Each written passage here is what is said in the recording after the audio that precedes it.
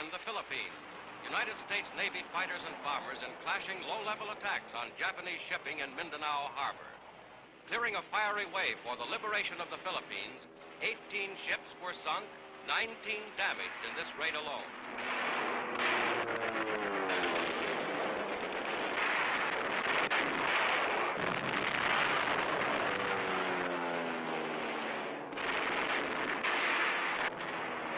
An anti-aircraft tower is blasted.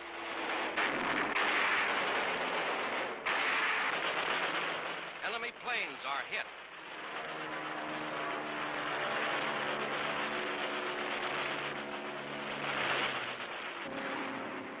Japanese airfields on Mindanao and other land installations are plowed up by explosives. 70 Japanese planes destroyed. An early taste of the full fury to be unleashed on the enemy in the Philippines.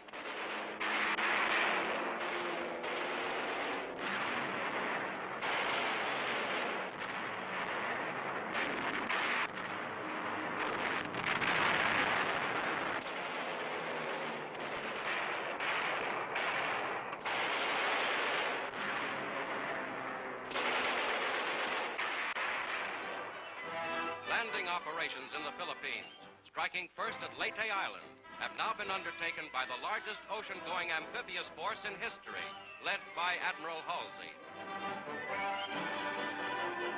Here are General Jonathan Wainwright and some of his men who were captured in the Japanese invasion of the Philippines 2.5 years ago. They are still prisoners.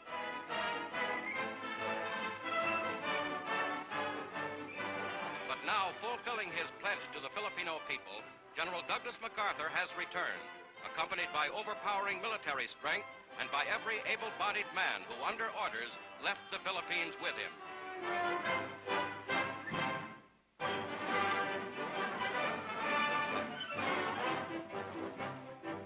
At an American Red Cross packing center, parcels of food for Allied prisoners of war in German camps are prepared in large quantities for shipment overseas. Each box contains biscuit, cheese, tinned meats, raisins, cigarettes, and other items, scientifically planned to fill out a healthful diet on the basis of enemy prisoner of war food rations for 1 week.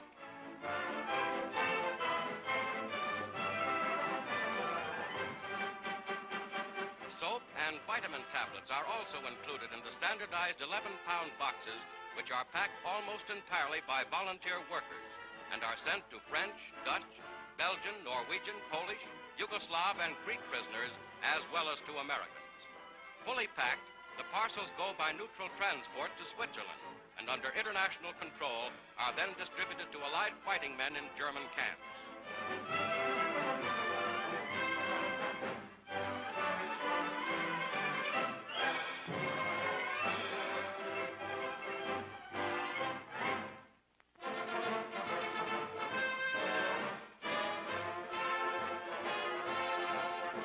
Military Academy of Montevideo, Uruguay, completes its 59th year, and President Juan Jose Amatziga arrives for formal ceremonies marking the anniversary.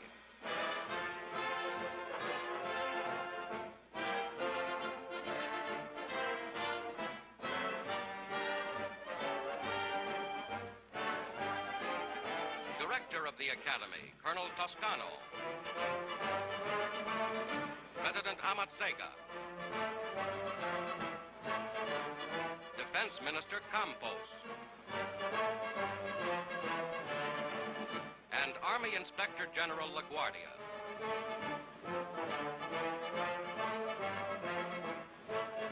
Top-ranking cadets are honored.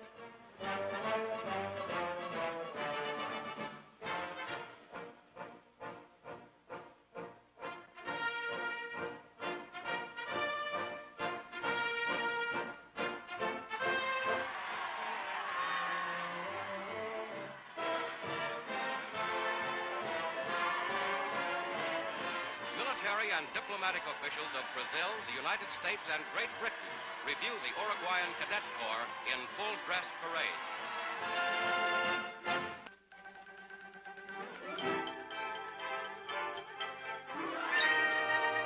A triumph of mathematical and mechanical skill is this great new automatic calculator at Harvard University. Intricate problems in mathematics, put through the machine in coded form on tape, are accurately solved in a minute fraction of the time required for human calculation.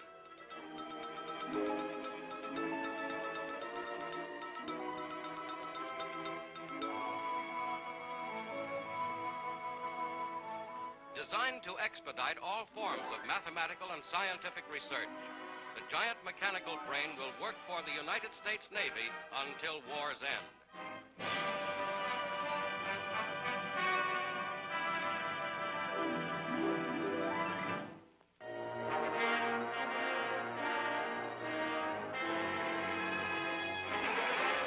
Mopping up the last pockets of Japanese resistance on Peleliu Island, United States Marines storm enemy pillboxes and concealed gun positions.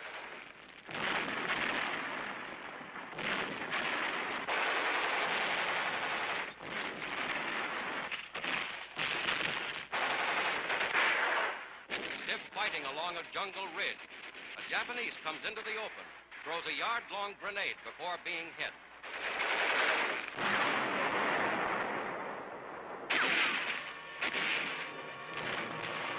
Gaining the heights, Marines attack enemy posts directly beneath them with bullets, hand grenades, and charges of explosives.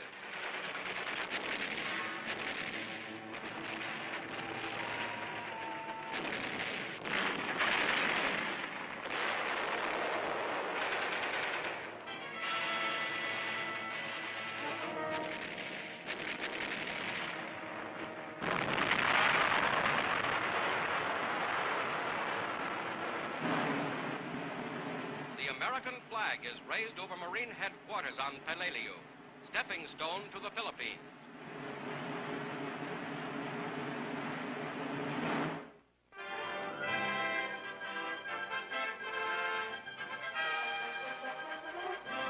In Italy, across the Apennines at Mount Altuzza, come men-at-arms of the Fifth Army to smash the Nazis' highly fortified Gothic line. In conjunction with an Eighth Army thrust at its Adriatic end, American tanks and mortars now blast German hillside strongholds in the center.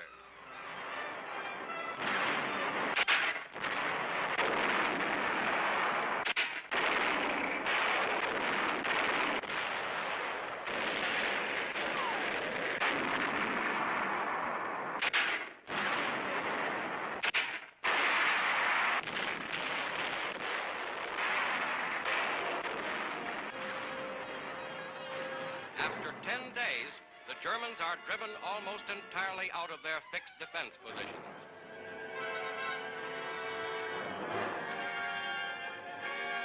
Tank traps, some over a mile long, cover the area. With the breaking of the Gothic line, the broad Po River Valley now lies ahead.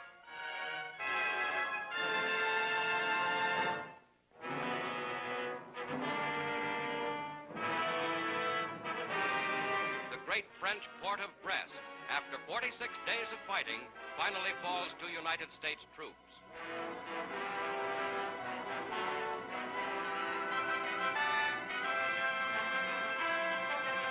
Surrender of the Nazi garrison is accepted by General Robertson, commanding the 2nd Infantry Division.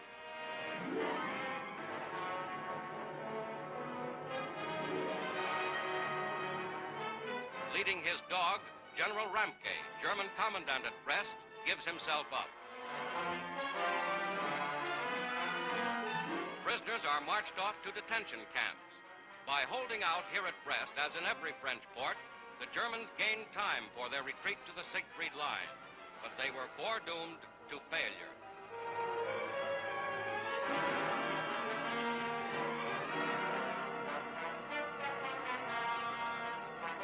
Brest was the home base of undersea fleets that once terrorized Atlantic shipping. Now these huge U-boat pens are lost to the Germans. The port of Brest, with the largest anchorage in Europe, was heavily damaged by the fury of battle.